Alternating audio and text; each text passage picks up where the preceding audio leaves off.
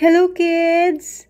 Ang ating kwento ay mula sa Genesis chapter 1 verses 1 to 25. Ang pasimula. Nakapag-drawing ka na ba ng isang animal at tapos proud ka na maganda ang kinalabasan?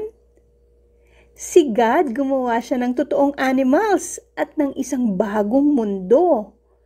At nakita niya na iyon ay mabuti. Isang araw, nagpasya ang Diyos na gumawa ng isang bagong mundo. Mayroon siyang isang magandang plano. Tumingin ang Diyos sa isang lugar na puno ng kadiliman at ng tubig. Sobrang dilim kaya wala kang makikita. At wala kang maririnig na tunog kundi ang tunog ng tubig. At nagsalita ang Diyos. Magkaroon ng liwanag. At nagkaroon nga ng liwanag. Ihiniwalay ng Diyos ang liwanag sa kadiliman. Ang liwanag ay tinawag niyang araw. At ang kadiliman ay tinawag niyang gabi. At nagkaroon ng hapon at nagkaumaga ang unang araw. At sabi ng Diyos, "That's good." Noong pangalawang araw, ginawa ng Diyos ang kalawakan sa gitna ng tubig. At inihiwalay ang tubig na nasa ilalim ng kalawakan sa tubig na nasa itaas ng kalawakan. Tinawag ng Diyos ang kalawakan na langit. At nagkahapon at nagkaumaga ang ikalawang araw. Nang sumunod na araw, sinabi ng Diyos, magsama ang tubig na nasa silong ng langit sa isang dako at lumitaw ang katuyuan. At ganun nga ang nangyari. Tinawag ng Diyos ang katuyuan na lupa. At ang magkasamang tubig ay tinawag na dagat. Pero marami pang kailangang gawin nung araw na yon. Nagsalita ulit ang Diyos. At ang mundo ay naging mas maganda at makulay dahil sa mga damo, halaman, at mga puno. Flowers na iba-ibang kulay. May red, purple, yellow, orange, at marami pang iba. Ang mga halaman at puno ay mayroong mga bungang masarap kainin. Bago maggabi ng araw na yon, tiningnan ng Diyos ang lahat ng magaganda at masasarap na bagay na nilikha niya. At nagustuhan niya ang kanyang nakita. At ano sa palagay niyo ang sinabi niya? It's good. Nung sumunod na araw, sabi ng Diyos, magkaroon ng tanglaw sa kalawakan ng langit. At nangyari nga. Ang maningning na araw ay sumikat sa mundo sa umaga.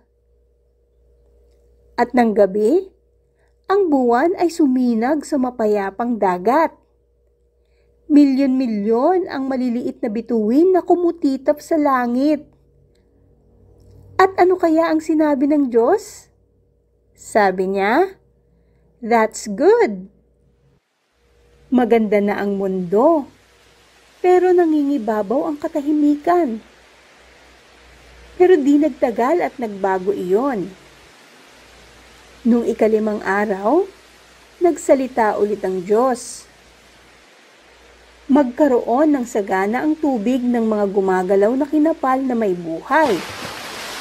At magsilipad ang mga ibon sa itaas ng lupa. Dolphins, whales, nagsimula silang umikot-ikot sa dagat. Mga makukulay na maliliit na isda naman ay nagsayawan sa mga batis. Mga ibong iba't ibang kulay ay gumawa ng iba't ibang huni.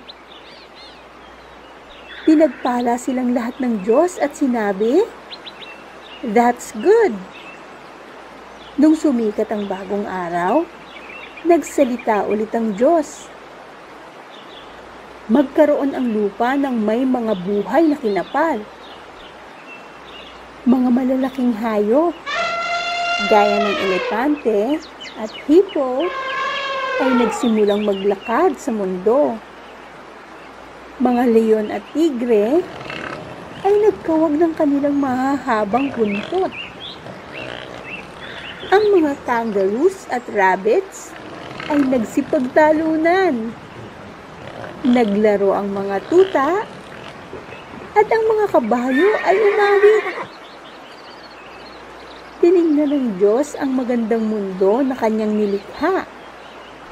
At siya ay ngumiti. Napakasigla at napakagandang mundo. At alam niyo ba kung ano ang sinabi niya? Oo, sabi niya, "This is good." At ganun. Ang ating kwento ay mula sa Genesis chapter 1 verses 26 to 31. Nilikha ng Diyos ang tao. Mayroon ka bang kaibigan? Yung gustong-gusto mong kasama. Nung nagsisimula pa lang ang ating mundo, gumawa si God ng dalawang tao. Sila ay special friends. Tiningnan ng Diyos ang magandang mundo na kanyang ginawa. It was perfect. Fresh air, may warm sunshine, malambot na green grass, at matataas na puno na parang umaabot pa sa blue sky. Red and yellow and orange and purple flowers sumasayaw at nakikisabay sa hangin.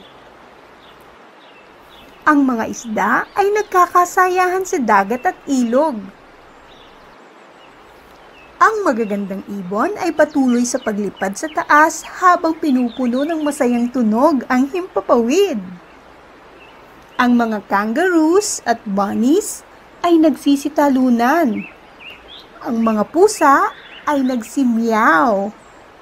Ang mga aso ay nagkawag ng mga buntot. Ang tandang ay tumilaok at ang mga kabayo ay lumundag. Ang gandang pagmasdan. Napakagandang lugar. Napaka-perfect ng mundo na ginawa ni God.